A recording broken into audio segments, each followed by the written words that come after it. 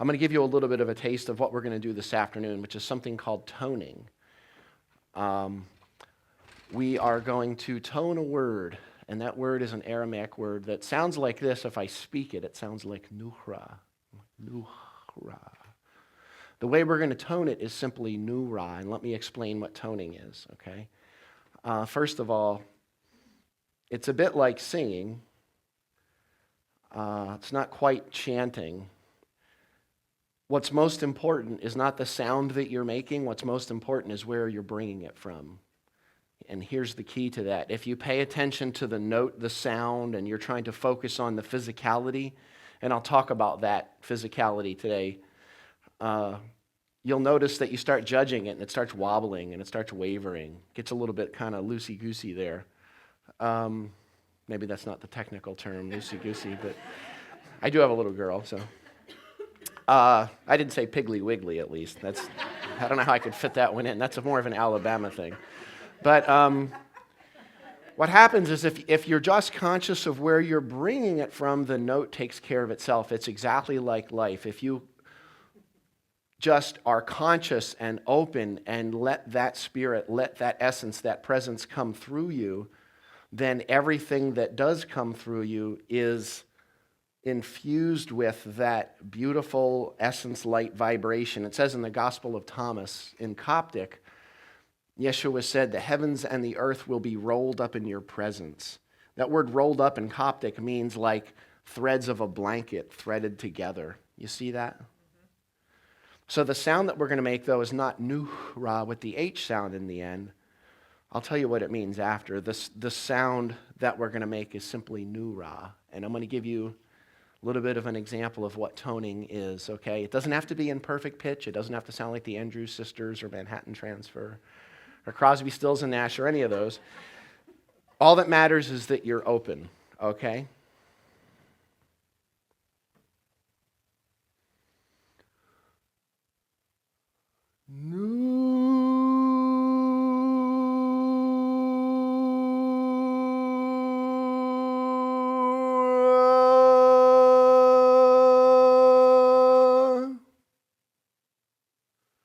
Okay, we're going to do this 3 times, and then we're going to rest in silence. Here we go.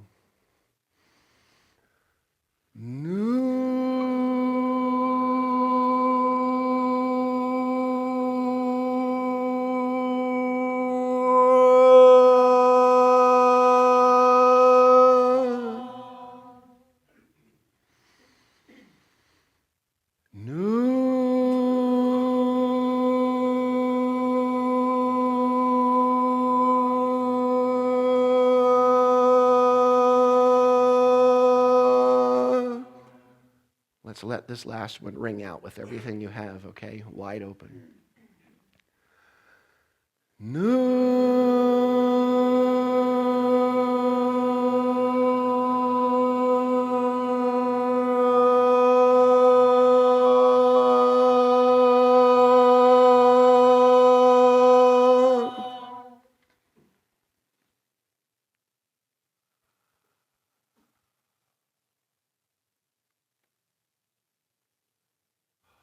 While we're in this space, I'm going to read something to you.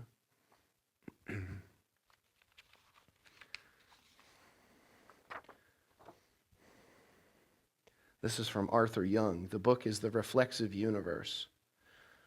An idea that is expressed in the old myths, in Plato, in almost every religion is that of a fall, of a descent into matter, often, though not always, followed by an ascent back to the celestial spheres and a higher state of being. Recent developments in physics, quantum physics in particular, when properly understood, provide confirmation for the ancient notion of a fall. We may now show that it is true, in fact, that a fall occurs. Is everybody breathing? For the same process by which light first precipitates or condenses into matter, losing a degree of freedom in exchange for permanence. A descent from the freedom of light into the inertness of matter. A fall occurs for the same process by which light first precipitates or condenses into matter, losing a degree of freedom in exchange for permanence. I say from nowhereness to now-here-ness, or everywhereness to now-here-ness. A descent from the freedom of light into the inertness of matter. You can open your eyes if they aren't already. Yeshua said in the Gospel of Thomas, if they say to you, where did you come from? Say to them, we came from the light. We came from the place where the light became manifest, condensed, and manifest through their image. That word manifest is a Latin word that means obvious. It doesn't mean bring into being. It means obvious.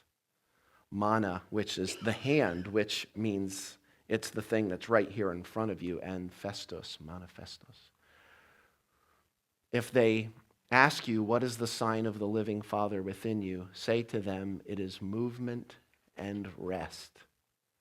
What could he be talking about? The living Father, movement and rest. Any examples? What's that? Life? Light. Any others? Think about it. Light. And what's that? Breath. Any others? Sound. Any others? These are all perfect. Actually, these are the best ones I've gotten quick ever. Y'all have been prepped. What about dum-dum? Dum-dum. Now, I'm going to talk about some things today, and the essence of what I want to get across is when you allow yourself to not come back, but realize the source of where you're coming from, the breath, the light, the vibration, the heartbeat, and you become conscious of this movement and rest, you become more conscious of life. Now, that word that we toned is nuhra. Nuhra is the word for light in Aramaic.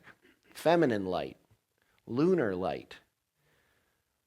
What is unique about the light of the moon versus the light of the sun? It's reflective. Where does the light of the moon come from? The sun. The sun in ancient Aramaic would be considered the light of God. And in Coptic philosophies, it was the light of God in their traditions, which is where the sound Ra comes from at the end of Nuhra. It's actually an Egyptian word, shining forth of heat and light. Now, what is the only part of the moon that the sun chooses not to shine on?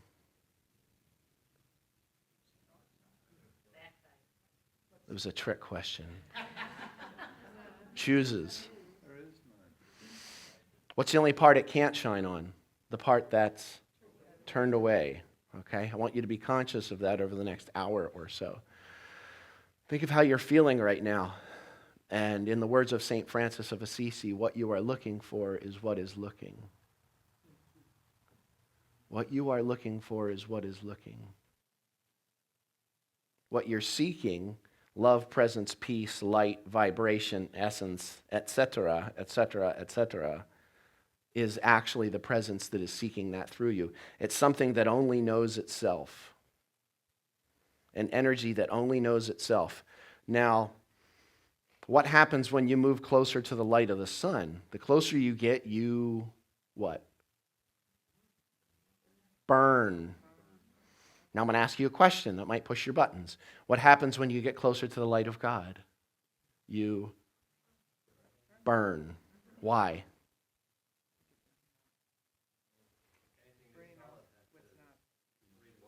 Something in you believes is bought into the idea that it is separate from that light.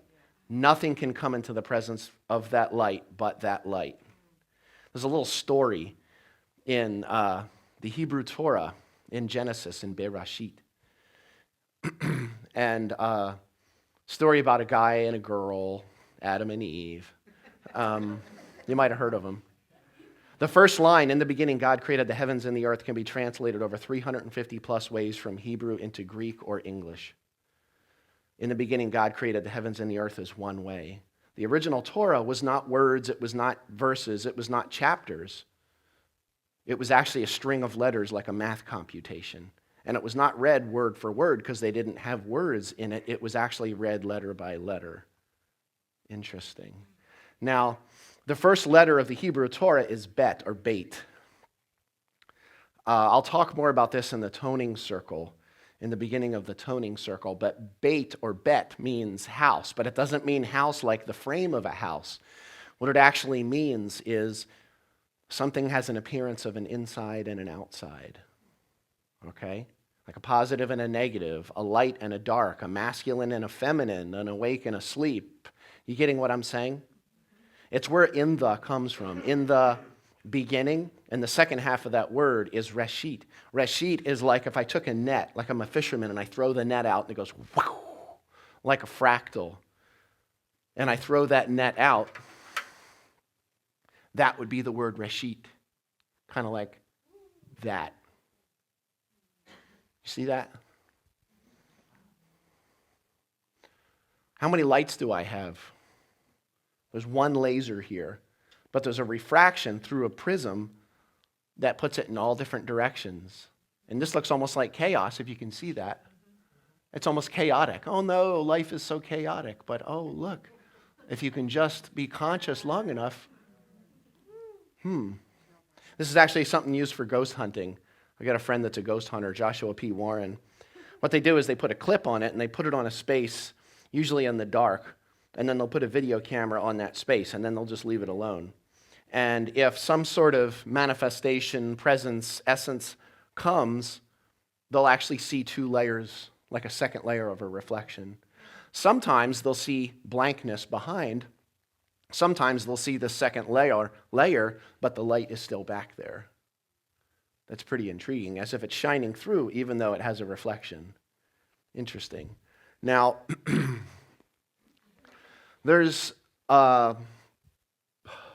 going to get back to this light thing. As a matter of fact, we're going to revolve around the light thing. But words are an interesting thing. One of the things, and I get asked them most often is, where's the best, is there like a good Aramaic English New Testament complete? And I say, well, there's Aramaic English New Testaments, but nobody agrees. Nobody that's ever translated one agrees with what anybody else says. And here's the thing that's important. What I encourage people to do is to get a bare bones, stripped down one, okay? Meaning, and you don't need to see it in Aramaic, in Hebrew, in Greek. And you get one that's completely stripped down and meditate with it and breathe into it and see what comes through for you. Because words can be rather problematic. That's awful. What does awful mean? Full of all.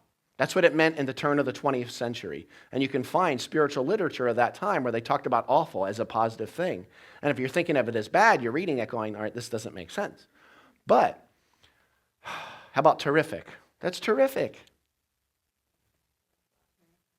Terror, full of terror. When Perry Como was singing The Traffic is Terrific in Home for the Holidays in the 50s, I don't think he meant, I love it, I love this, the LA freeway. I was just on the LA freeway. I'm pretty sure he didn't say he loved it.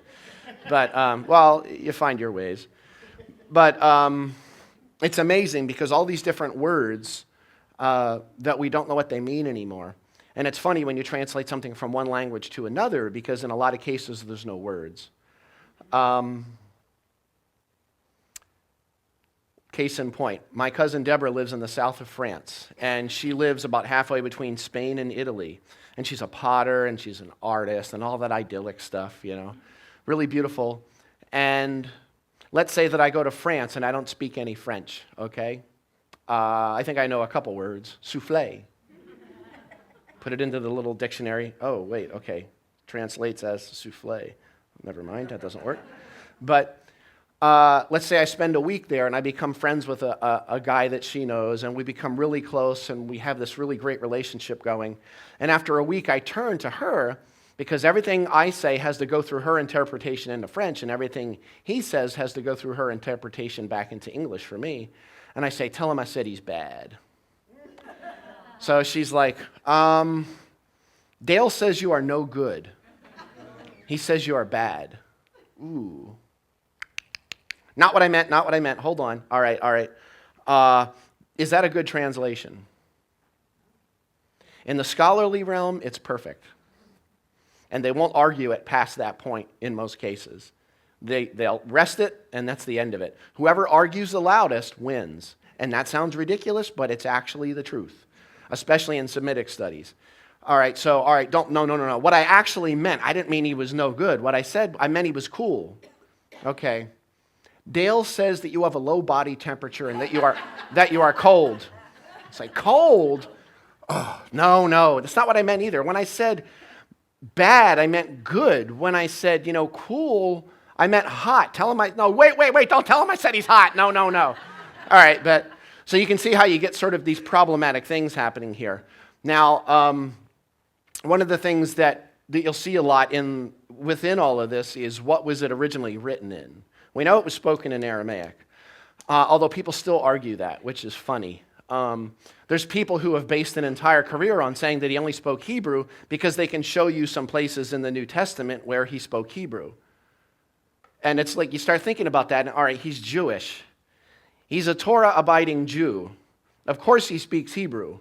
But how does him saying things in Hebrew in the New Testament say that he only spoke Hebrew, when you can also find places, even in the King James, where it came through in Aramaic? So it's funny how things like that happen. But I can look at the supposed Greek originals. We know that thousands and thousands and thousands of Aramaic documents were destroyed. Hebrew documents, Coptic documents, Greek documents, especially those Gnostic ones. Those ones that were hidden away that they said didn't exist until the early part of the last century, when both the Dead Sea Scrolls and the Nag Hammadi came up within just a few years of each other, the ones that they said, oh, those aren't real. All of a sudden we had them in our hand. And what's so essential about all this is you can actually look at the supposed Greek original texts and see written Aramaic idioms all over them. What that means is this. Aramaic is written a bit different than it's spoken. So we can look at these Greek originals and find phrases that don't make a lot of sense. And when you look at it and lay the Aramaic next to it and look at it in Aramaic, although some would claim that we are reverse engineering it, sending it back into Aramaic. Aramaic's a very simple language, though. You can lay it next to it, and it makes all the sense in the world in all these different places. If it was spoken, it wouldn't have ended up like that on the page, okay? Now, what's a good point? I want you to think about this before you rush to the judgment. The first beatitude from Matthew, Tu vehun lomaskene I baruch, de dilhon hi malkuta dashmaya. Okay? Lomaskena I baruch. Now, this is one of those examples where it's very obvious if you have the eyes to see and the ears to hear, okay? Poor in spirit. I want you to think about Yeshua. Think about what he was speaking of, okay? He didn't say in this case, blessed are the poor. That's there in Luke. What it actually says is poor in spirit in the Greek. Now, I want to ask you a question. Is there anything poor about spirit? I'm going to squeeze you a little bit here, okay? I don't believe that a man that conscious could make the statement that somebody was poor in spirit. If it said feels poor in spirit, I can start to buy into that. Now, I want you to think about this. First of all, in Aramaic, the four letters are, I'll just say them in English, M-S-K-N. Make the sound M-S-K-N. Miskin. Nobody ever says maskin, ever.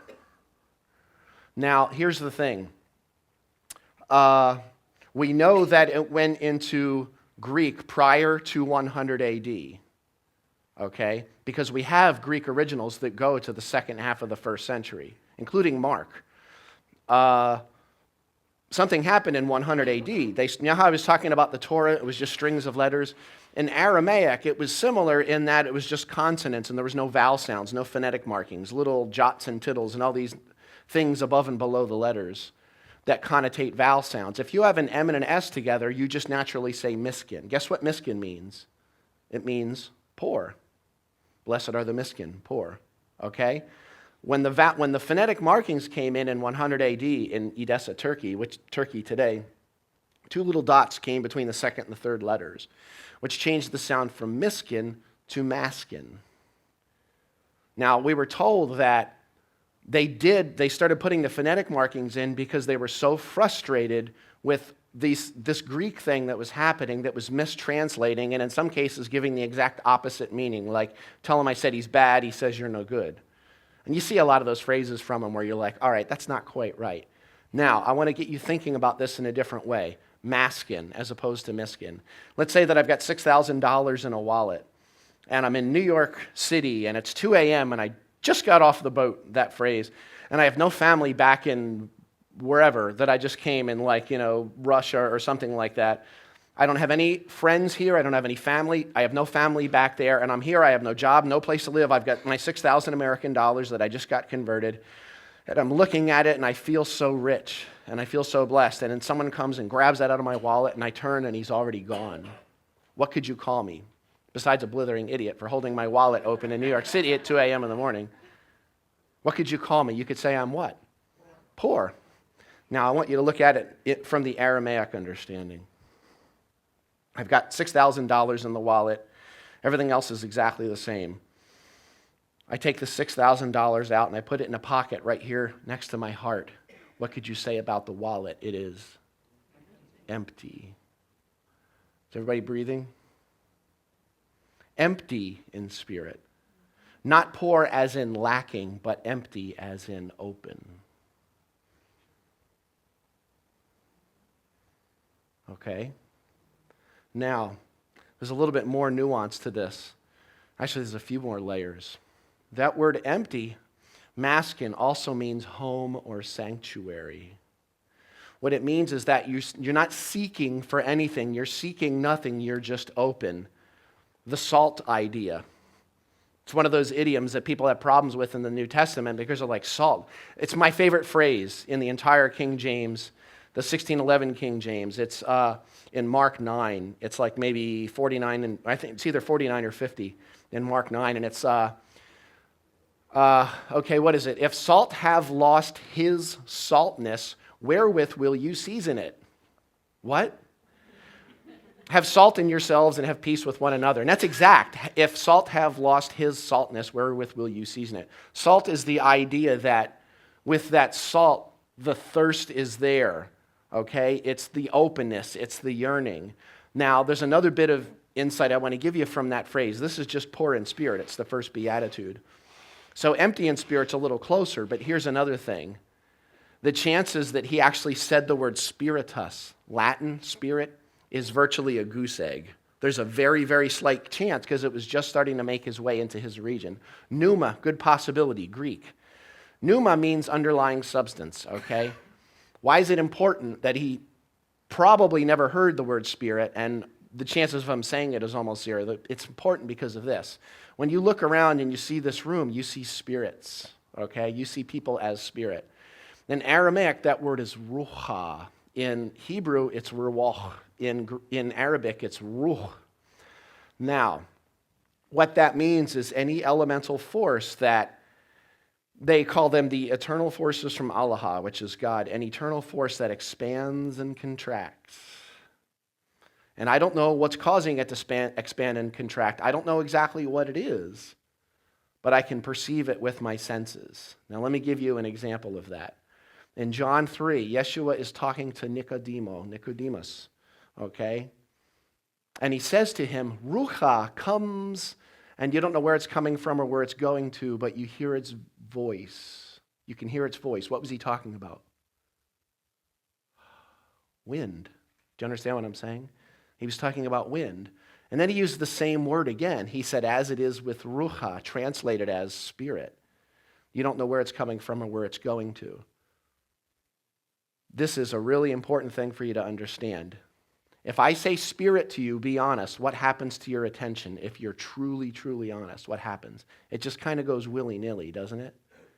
Spirit is a word that culturally would have been completely foreign to him at that time as something separate from, remember what I said in the Gospel of Thomas? What is the sign of the living Father within you? It is movement and rest. It is, from the Semitic perspective, he wouldn't have said, and it was spirit. Here comes the wind, you hear its voice, as it is with spirit. What he most accurately would have said, the same word though, is as it is with breath. Does that change it? And I'm not saying that it's not spirit. What I'm saying is breath, or spirit is breath. And that's the way they looked at it back then, that it was all breath, the breath of life. If you look at a phrase like love your neighbor as yourself, okay, what if you don't love yourself? Valid. Love your neighbor. Detrakim lekerabak knafshak. Kerub is that word neighbor. Kerabak means your neighbor. The ka sound means yours. That word neighbor means anyone you think of, including yourself. Not just the person next to me, but anybody, including myself. Love anyone you think of, including yourself, as yourself. But what if you don't love yourself? That word self in Aramaic is nafsha, nefesh in Hebrew, nafs in Arabic. And the literal translation, without any shading, is breath of life. Love anyone you think of as the breath of your life. Does that change that just a little? Imagine that we're in a creek swimming and I push your head underwater with no warning whatsoever. And all you want is breath, breath, breath. And you're struggling and you're fighting. That's how you love everyone, including yourself. What's the first thing that happens when someone pulls out in front of you on the road? You stop breathing. You just found out that someone you love dearly was tragically killed. You stop breathing. September 11th, you turn on the TV and you stop breathing. Think about that. It's the first mechanical thing that happens when what? The system goes into overwhelm. It's called entropy, the point where it's either going to completely break down or it's going to step up into a higher vibration. And we're constantly asking for more light and we're asking for more presence and more love. And when it shows up, we go and we pull back. And I don't mean so much people in this room. It's great because I didn't have to give like a disclaimer in the beginning and like lay some kind of a groundwork. I knew the groundwork has been there quite well for many years now. The point I'm making to you is that the very thing that you're seeking is the thing that when it shows up, because we go into overwhelm because of that, we start to resist it and we stop breathing, we start catching our breath and we start pulling back. You start moving towards something and you start burning because of it. Generally, you're not going to keep moving toward it, yes? I used to live in Florida and, there's some people down there that are like prunes. I don't know how else to put it. They're obsessed with the sun. And it's like leather. You're like a leather man, look at it, like a suitcase. But the point is that the Lakota say, let the wind blow through you. Again, not poor as in lacking, but empty as in open. I'm going to pass these around just for you to look at. This is, let me go back a little. This is the beginning of the Gospel of John. You're going to see a red section in the middle. And then after that, you're going to be looking in that direction. After that red section, you'll see some dark letters.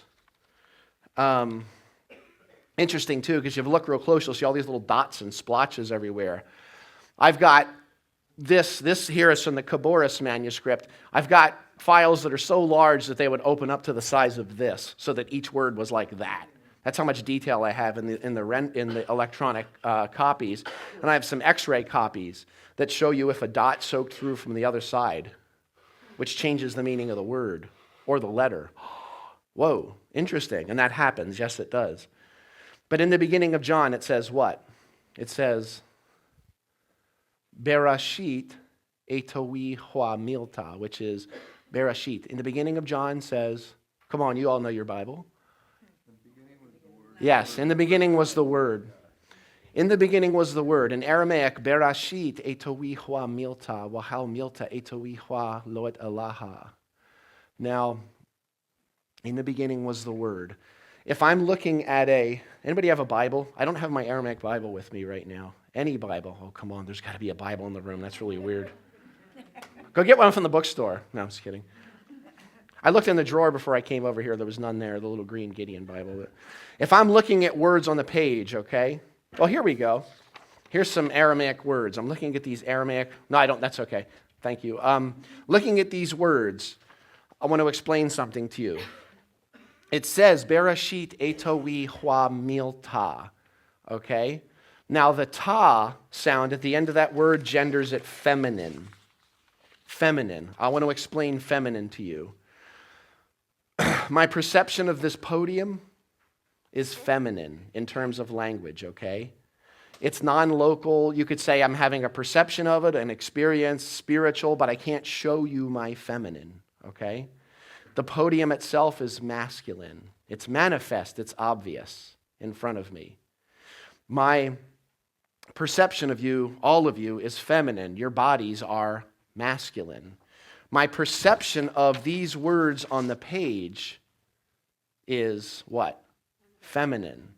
The actual written word itself is masculine. Now it says, Berashit etowi hua milta. Ta genders that word, feminine, which means that it can't be a word on a page. Everybody breathing? When I throw the whoppers out, I'll ask that question. Not a word on a page. What does that mean? It could be a spoken word as I'm speaking to you consciously, and I start, as an example, Yeshua didn't say, pray these words and then go into Our Father who art in heaven, hallowed be thy name. He said, pray in this way, and then I'm pretty sure that it was about the way he was saying it more than it was the words he was spitting out. Okay? I got that from Ron. The thing that really, from Ron Roth, I got prayer. That it wasn't and it was funny, the first thing I heard of him was about 10 years ago, and it was that little, there's only one religion, the religion of love. The little CD. So I bought something on Amazon.com, and somebody put it in there. And I'm like, well, who's this guy? And I'm like, he looked familiar to me. And then I realized at the time that I used to work at a place in Florida. I was in the CD and DVD packaging industry, and we used to do stuff for Hay House all the time. And we did the prayers CD. So I had seen his stuff before. And then I remember putting it on, and I'm already deep into Aramaic at that point, and all of a sudden I hear, and I'm going, driving down the road going, you know. And I'm like, whoa.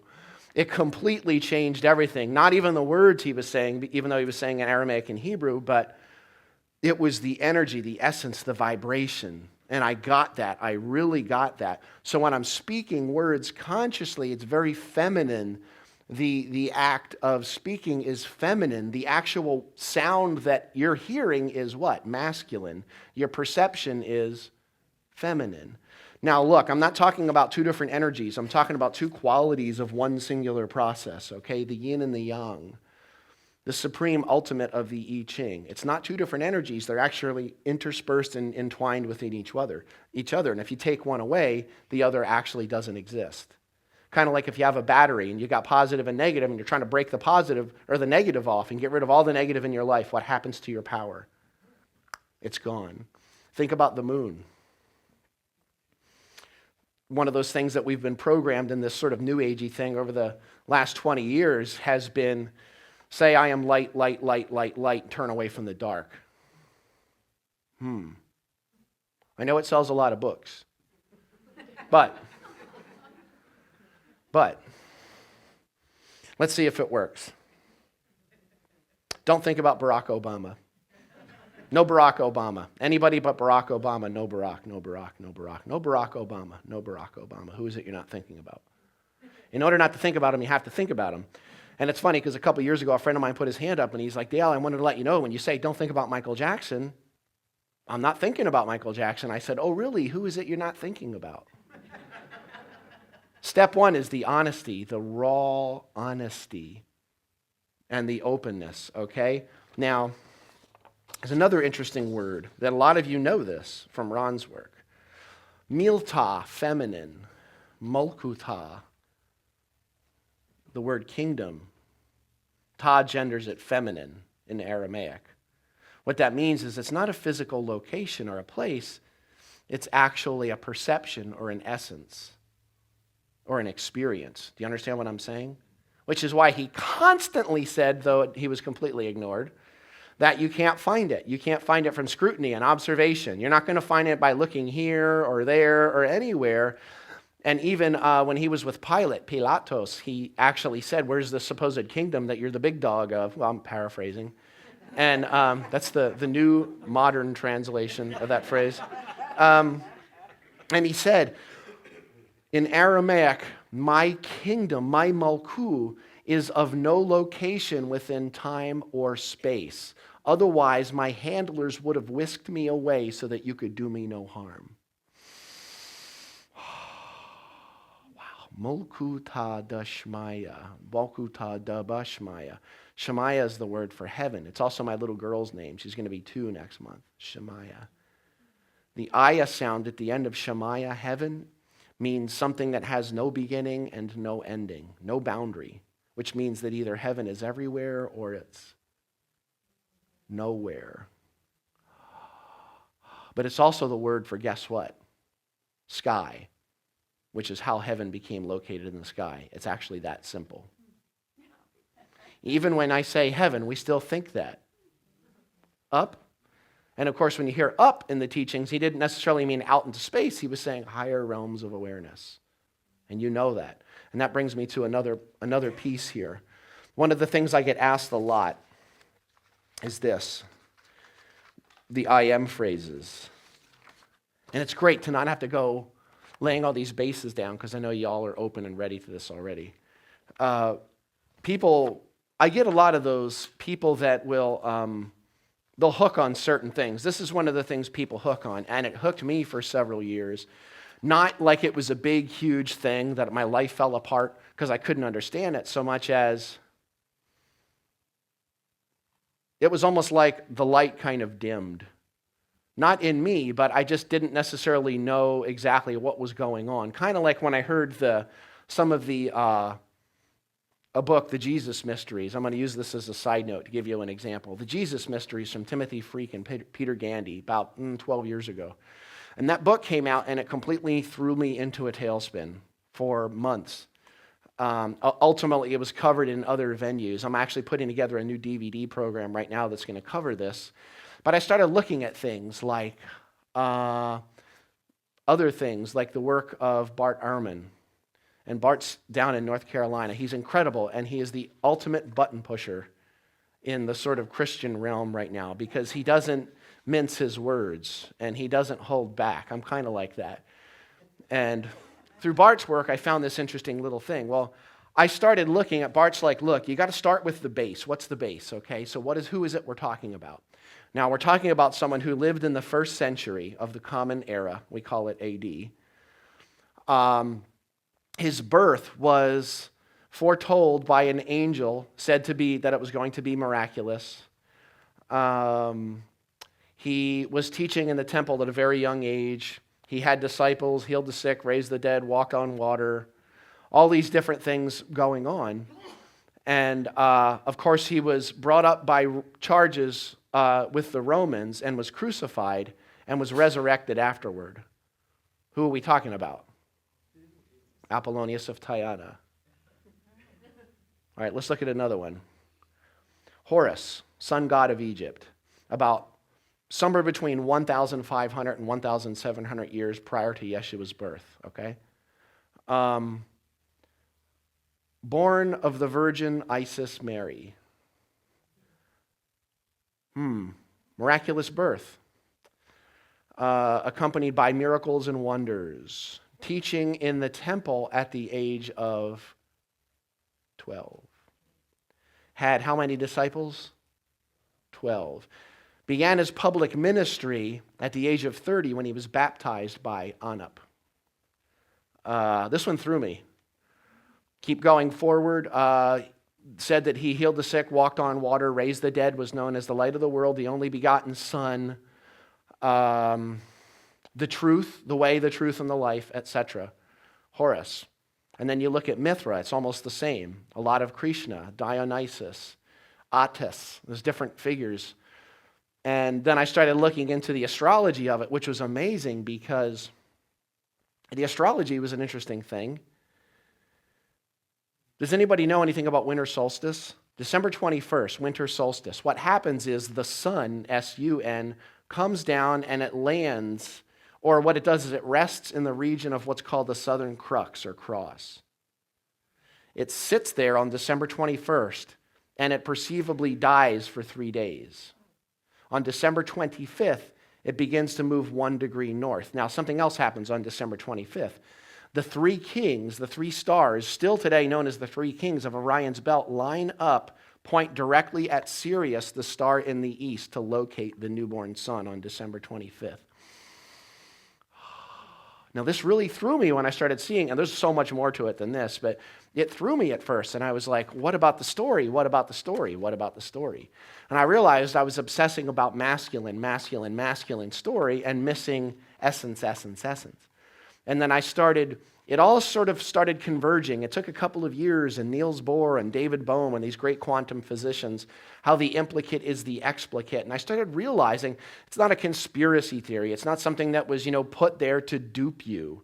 It was actually something that is the understanding, the realization that what you see out there is you. And it's all part of one singular system. Do you understand what I'm saying?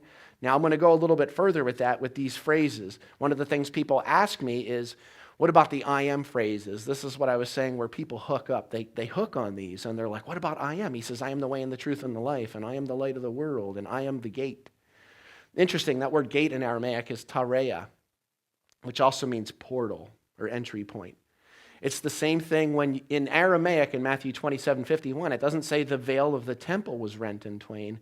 It says the veil, ape taria dahaikla, the veil in the opening, the doorway, do you understand, is what they say, but the veil in the opening of the temple. The word temple is haikla.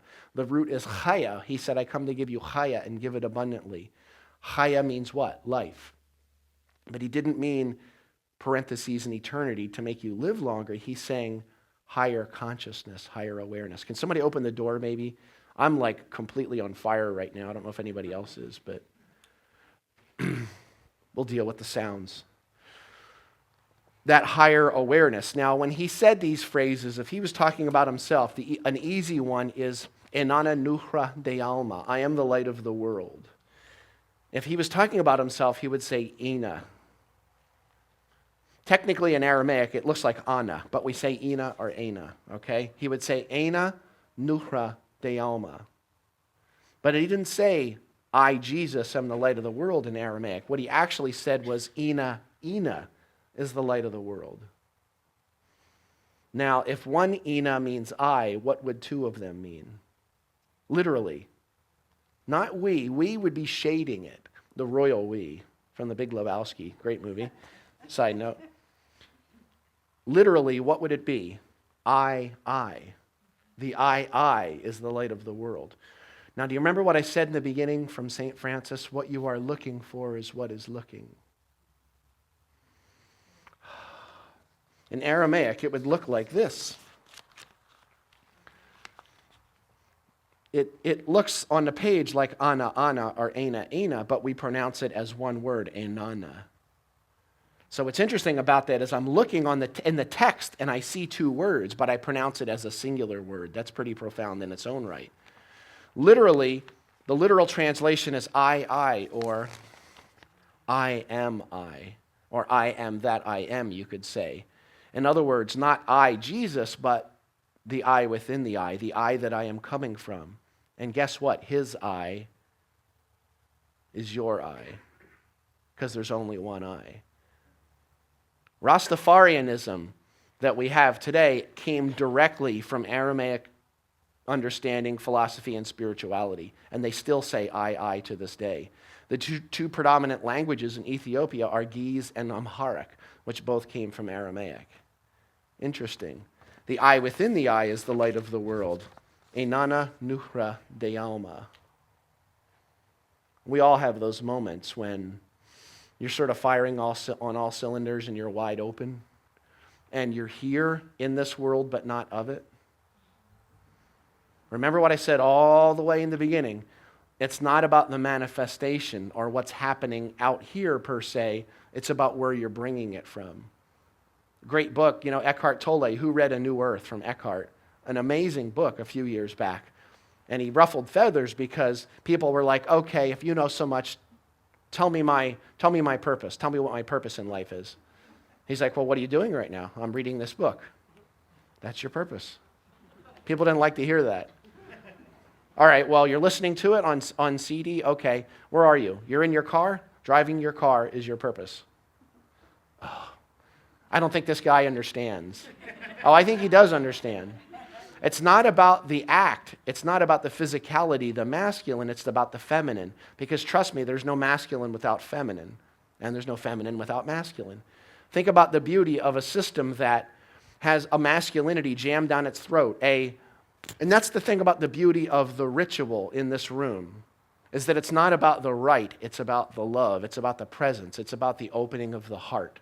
Last night was just absolutely incredible for me. And I have to acknowledge Paul for just completely standing up 100% and just going with it. You could have so easily just sat there a few years ago, and you didn't. And you didn't just show up. I mean, you went above and beyond. Last night was the first time for me that I ever, well, let me put it this way. It would have been 1991.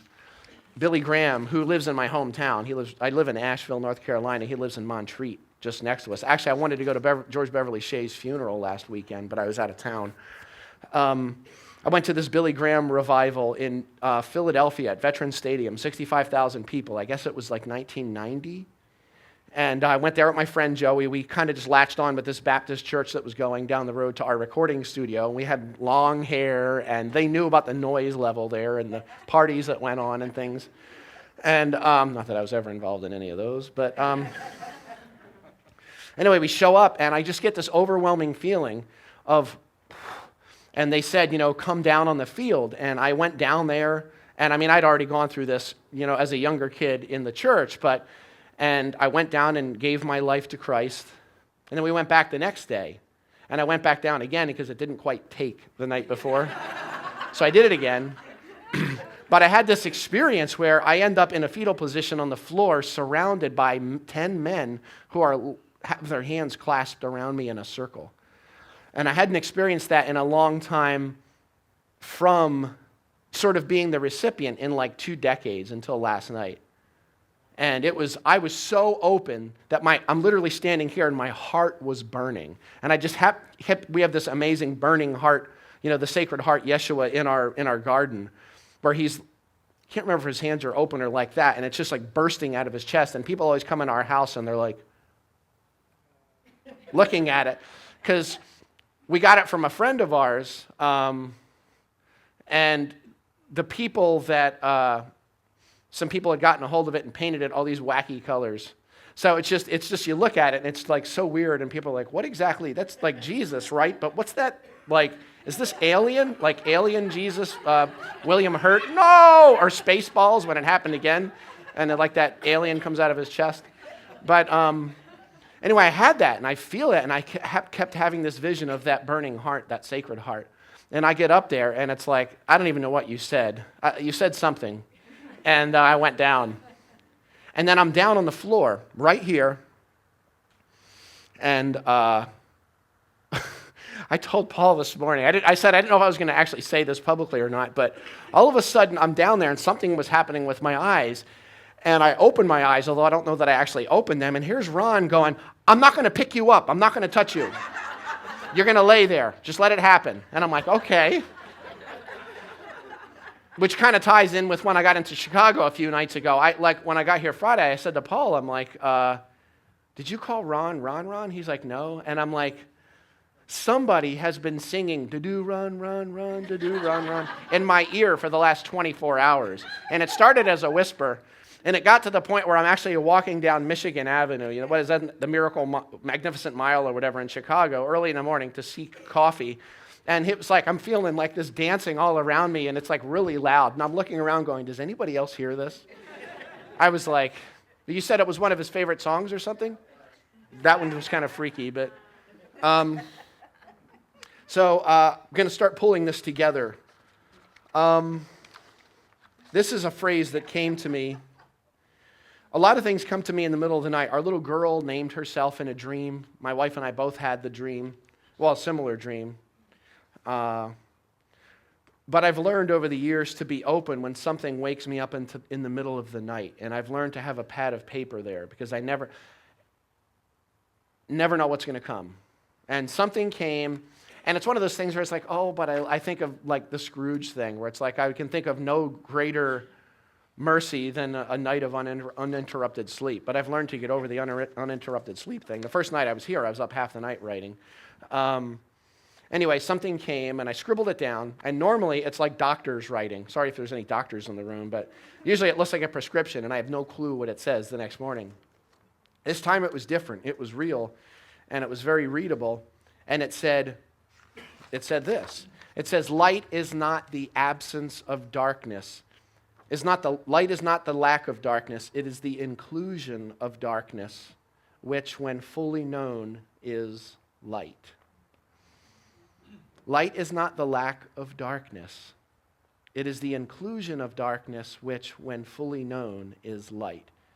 The only reason any darkness can exist in this world is because we haven't brought the light to it. And when we turn away, number one, we're not being the I. We're not being the presence of God. When we turn away, what we're first of all trying to do is not think about it.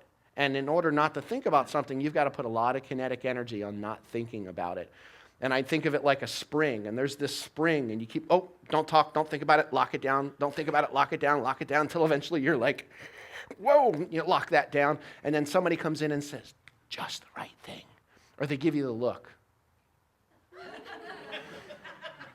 It's just the right look. That sort of repulsion look. See, I'm originally from New Jersey now. There's a lot of those in the room. Some of the Aramaic words begin with like darkness. In New Jersey, if you start a word with you have to learn to do several things. One is duck. Two, learn to box. Or three is just run as fast as you can. Or four, take the hit. But what happens is, it's a Jersey thing. What are you doing? I'm from the South, though. I'm not from the North New Jersey. I'm down for where all the farms are. It's the Garden State. You know, I always make the joke in New Jersey that the way they designed their highway systems and their roads was they took a big plate of spaghetti and they threw it up in the air, and wherever they landed, they put a road. Because that's, especially when you're up like Hoboken, Jersey City. And so there's my little New Jersey thing. Get that out of the way. I'm a halfback, and what that means is that I moved from New Jersey to Florida, and then I moved halfway back to Asheville. And the thing that got me and this is true, Florida, is that, first of all, my wife and I, we get married, and we went up to Asheville. We'd been wanting to visit for years, and we have our honeymoon there, and we're driving through the mountains, you know, sort of like those old 60s movies where they're constantly, you know, and we're driving through the mountains, and people are going, you know, and then there's a guy going, and I'm looking at my wife, I'm like, what are they doing? She's like, I think they're waving at us. True. And I'm like, why? She's like, I don't know. So we just kind of keep driving, and people are waving. I'm like thinking, do they have something to sell? What is it? The thing that shocked me was just, you see, in North Carolina, they use their whole hand to wave. But in New Jersey and Florida, they just use one finger. So it's a little different. Don't go there. Anyway, so this is me bringing it home now, the deep part. I've got some handouts for you. The first one, it says Yeshua's 3 Aramaic keys. And we don't really have a lot of time to go into it, but Lamaskeni Ibaruch, La'abvile, and Lamakike is the first part of those 3 beatitudes. And I want to summarize this really quickly. They're going to be in the back of the room when you leave. My email list is back there. Also, someone asked me to talk about the CDs really quickly. There's 2 CDs that are already sold out there. This thing right here in the package is every CD that I have. It's 16 discs. It's 14 audio CDs, 1 digital CD, which you put into a computer, and it's got like 50 hours of radio interviews in MP3 format. It's got PDFs of the Gospel of Thomas, the Gospel of Mary Magdalene, the Gospel of Philip, and the Gospel of Judas that you can print. It has me saying the entire Gospel of Thomas and Gospel of Mary Magdalene as audio files. This right here, I'm about to sell out of in there. And if you want to, they're just going to keep taking the orders, and we'll ship them out on Monday. okay, if they do sell out. This is about, I believe it's somewhere between 80 and 90 hours of stuff right here on this. And the set is $100. The digital disc is inside, and it comes with my DVD, which has a guy that looks a lot like Santa Claus in it. His name's Albert LaChance, who's one of my collaborators. The different CDs are, this is called A Unitive Vision. It's the Lord's Prayer and the Magnificat, prayers, passages, and intonations, which is toning, realization of the Christ within, where I go into that processing. Sort of the heaven and the hell is an inner experience rather than a location that you go to burn in forever. Does anybody know when hell was created? Like when it was actually nailed in, our modern idea of hell? And no, it was not in the 4th century at the Council of Nicaea. There was a little Greek mythology. Who said it? Dante's Passion Play, the Inferno. Does anybody know when that was written? It was like, the 14th or 15th century, somewhere in there. That's where our modern idea of hell came from. Had nothing to do with Jesus' teachings. The fire that he spoke of was nohra, light, feminine light. Ta genders it feminine, which means it's not a physical fire, it's the fire in your consciousness, that shekinah. Do you understand what I'm saying? Exactly what we're here for. That was so incredible last night for me I was literally burning. And then there's how to speak and intone the Lord's Prayer. This one's called Beyond Duality, the Resurrection of Eve.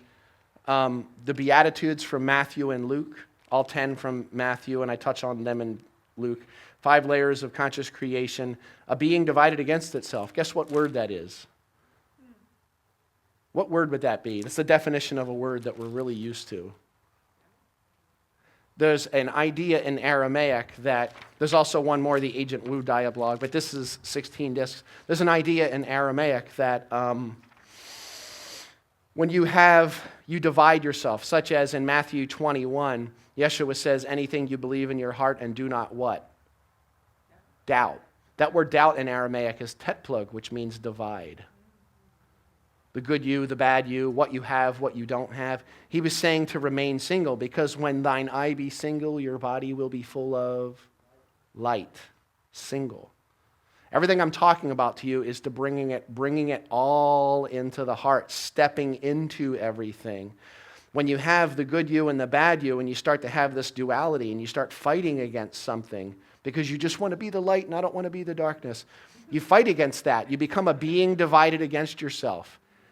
That's a word in Aramaic, and it sounds like this, Satana. Not a person, not a being that goes after you. What happens is if something happens to you, talking like my 2-year-old, if something happens to you 87 different times with 42 different people, who's the only person that was there every single time? Thank you, Dr. Michael Rice.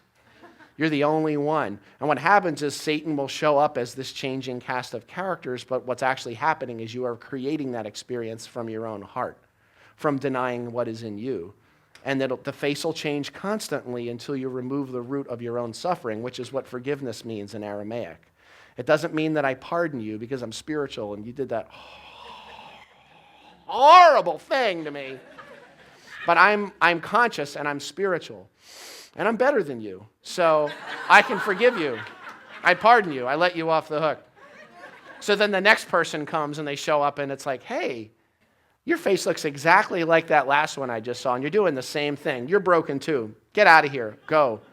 And you start doing that. You let all these people off the hook. That's not forgiveness. Forgiveness is going within myself, finding what it is that's causing the suffering, that they're triggering, they're resonating something that's coming to the surface. Now, Satana is the experience of denying that, and it has a sister word in Arabic, and it sounds like this, jihad. It means an inner spiritual turmoil. There's 2 jihads in the Quran, the inner or higher jihad and the lower or lesser jihad or outer jihad. The outer jihad, it's amazing because Muhammad says many times that you must first align that which is within before you project your inner jihad out. And the funny thing is, if you're aligned within, there's nothing to project out. So what we hear of as Islam today is not actually Islam. It's funny because we think of, an average American, I think, I'm not saying we, think of extreme Islam the same way that many of them would think of extreme Christianity. It's when you become bogged down in the details. So I want to get back to the details of these first three Beatitudes, okay? The first one was L'maskena I Baruch, which is empty, open, and home in the breath. And that includes the Spirit, and that includes the ebb and the flow of life. That includes birth and death.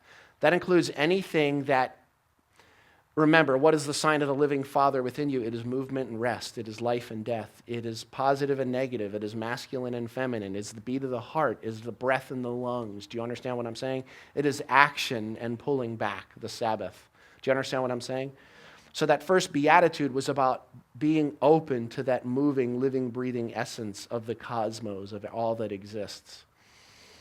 And being empty in that and open in that. Not lacking, as poor as in lacking, but empty as in open. And in that emptiness, you find your true home. And that's where the Beatitudes title comes from my Beatitude CDs, Home in Emptiness. And the funny thing is, when you become empty, you realize that you are full. That word kadosh in the Lord's Prayer, hallowed be thy name, hallowed, means empty and full at the same time. It means both. And speaking of the first beatitude, Ruha de Kudsha in Aramaic is the Holy Spirit, not the Holy Ghost, masculine. In the first century, the Holy Spirit was called she. She who undoes the errors in the effects of my ways and thinking and being. And she is activated through our breath. And when you breathe, she moves in. And when you stop breathing, she can't. What was the one unforgivable sin? Blasphemy against the Holy Spirit. Blaspheme in Aramaic means to cut something off from its true source. Kind of like you've got a rose and a butterfly, and the butterfly lands on the rose, and they have this beautiful love affair, and they become so intertwined, and just the most amazing, magnificent love until the butterfly just flies away, and the rose uproots itself and takes off in pursuit. What happens to the rose? It dies. Why? No roots. It made something outside of itself more important than its connection to its source. Like the oxygen mask that drops on the airplane. And in that fourth beatitude, I often say, what would be the righteous thing to do? Is it to put your child's on? No, it's actually to put yours on first. You need the connection. You can't help them if, as soon as you put theirs on, you drop. What are they going to do? The connection always has to come first, above the relationships, above the professionality, the career, everything, down to the last couple minutes. So that first one, keep the breath moving. Just be aware of your breath. It sure sounds like meditation to me. And trust me, there's more evidence and documentation of his life in texts in India, Mongolia, China, and Tibet than there are in the entire Christian kingdom, put it that way. Esau over there, or Isu and Esau in Egypt, he was known as. Second beatitude, blessed are the...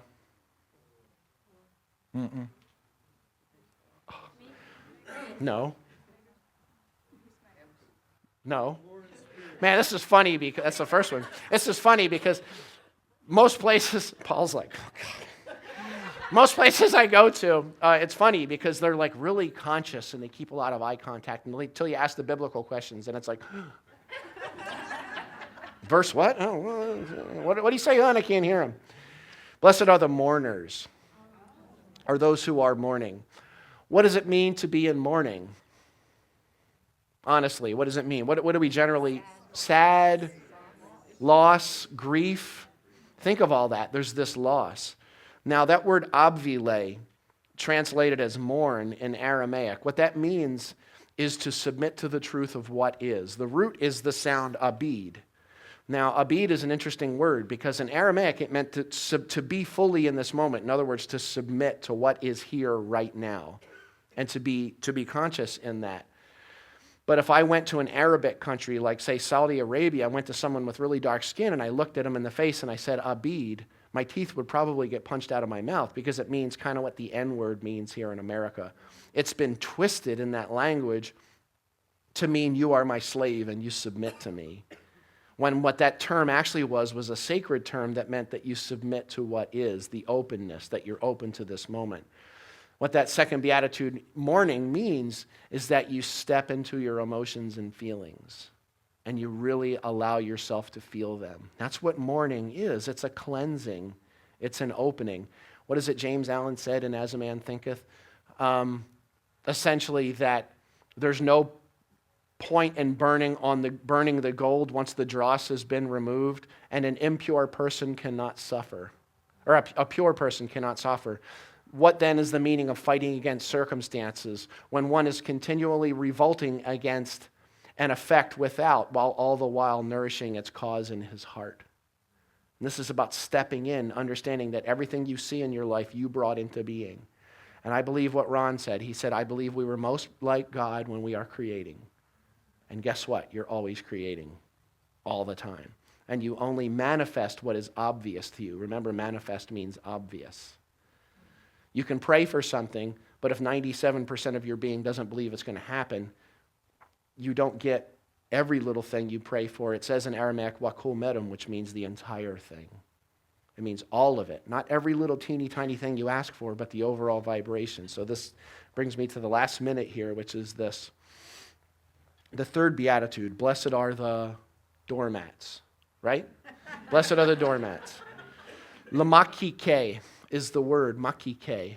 The Latin word, what would be closer than meek, and I think you know this, is not meek as in pulling back, but the word is humility, which comes from the Latin root humus, which is not a Middle Eastern chickpea dip that's great with pita bread and carrots. That's hummus.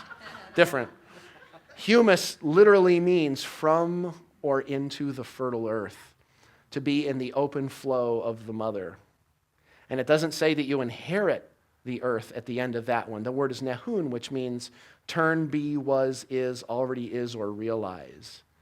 You don't inherit the earth, you realize that you are the earth. In other words, when you let go of everything that you think you are, you come into the realization that you are everything. Breathe, feel it, and let it flow and pass through the system. Those are the first three Beatitudes. The Beatitudes, the first 7, were a step-by-step process. He's talking about meditation. He's talking about engaging and stepping into life and being open and letting it move through you, which is the core of everything he talked about. And I will say this too, in closing. Back in September, Pope Benedict, who I swear, I accidentally called him Benedict Arnold that day. I wasn't thinking. And I said that he had said back then, he put a letter out and he said, the entire Christian philosophy boils down to one word, and it was the Aramaic word iffatah, which means to be open. And my first reaction was, well, that's because it's one of the few Aramaic words that actually ended up in the 1611 King James. That's why he knows it. And then I'm like, Dale, get over yourself. And it was a couple of weeks later, I'm in Myrtle Beach. And this actually it's on my YouTube channel. And I started crying. And I'm like, oh my God, there's a shift. Something's happening. And then when, the Pope transition happened a few weeks ago, at first I'm like, oh, well, it really doesn't matter. And then it was like, white smoke, what? And I realized, and then when I started hearing backstory, and I heard Jesuit, and I'm like, really? And then I heard that he took on the name Francis, and I swear it was a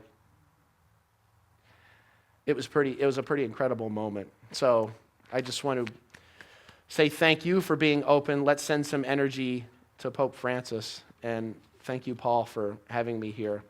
We're not done yet, though. The big stuff is later.